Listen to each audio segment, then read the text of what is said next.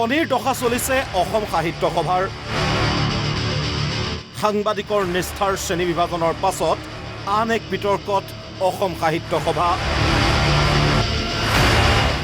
মঞ্চত শিল্পীক অপমানৰ অভিযোগ অসম সাহিত্য সভাৰ বিৰুদ্ধে ঘটনা ৩ ফেব্ৰুৱাৰীৰ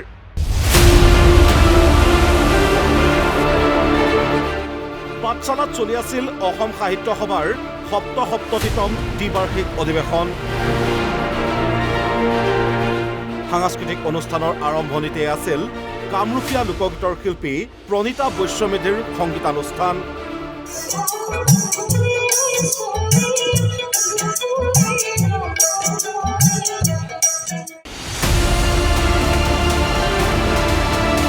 কিন্তু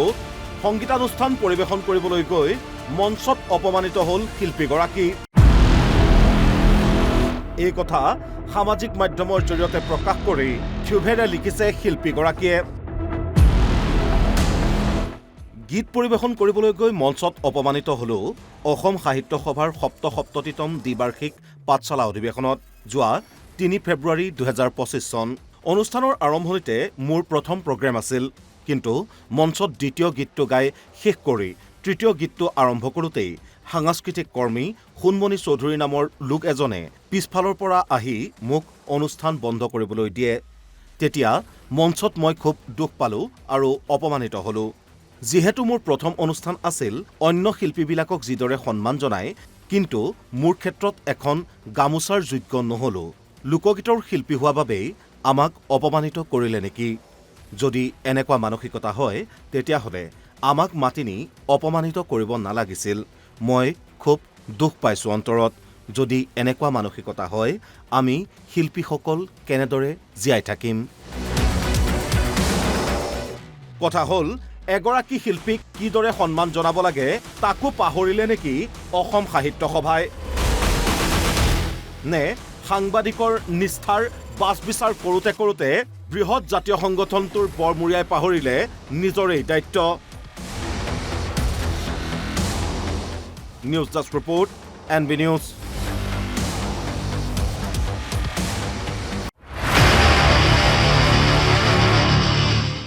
শনিৰ দশা চলিছে অসম সাহিত্য সভাৰ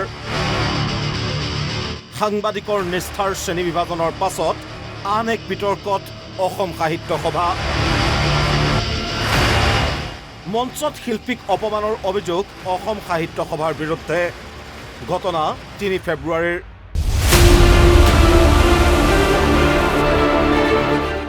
পাঠশালাত চলি আছিল অসম সাহিত্য সভাৰ ৭৭তম দ্বিবাৰ্ষিক অধিৱেশন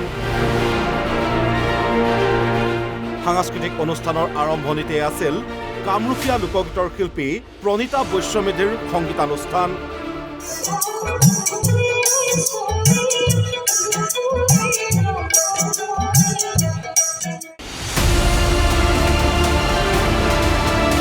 কিন্তু সংগীতানুষ্ঠান পৰিৱেশন কৰিবলৈ গৈ মঞ্চত অপমানিত হ'ল শিল্পীগৰাকী এই কথা সামাজিক মাধ্যমৰ জৰিয়তে প্ৰকাশ কৰি ক্ষোভেৰে লিখিছে শিল্পীগৰাকীয়ে গীত পৰিৱেশন কৰিবলৈ গৈ মঞ্চত অপমানিত হ'লেও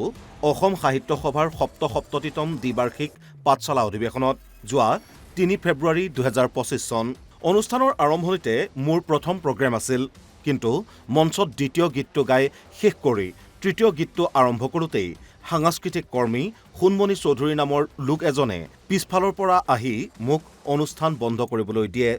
তেতিয়া মঞ্চত মই খুব দুখ পালোঁ আৰু অপমানিত হ'লোঁ যিহেতু মোৰ প্ৰথম অনুষ্ঠান আছিল অন্য শিল্পীবিলাকক যিদৰে সন্মান জনায় কিন্তু মোৰ ক্ষেত্ৰত এখন গামোচাৰ যোগ্য নহ'লোঁ লোকগীতৰ শিল্পী হোৱা বাবেই আমাক অপমানিত কৰিলে নেকি যদি এনেকুৱা মানসিকতা হয় তেতিয়াহ'লে আমাক মাতি নি অপমানিত কৰিব নালাগিছিল মই খুব দুখ পাইছোঁ অন্তৰত যদি এনেকুৱা মানসিকতা হয় আমি শিল্পীসকল কেনেদৰে জীয়াই থাকিম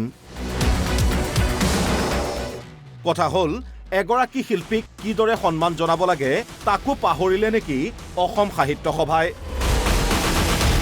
নে সাংবাদিকৰ নিষ্ঠাৰ বাছ বিচাৰ কৰোঁতে বৃহৎ জাতীয় সংগঠনটোৰ বৰমূৰীয়াই পাহৰিলে নিজৰেই দায়িত্ব news desk report NB News।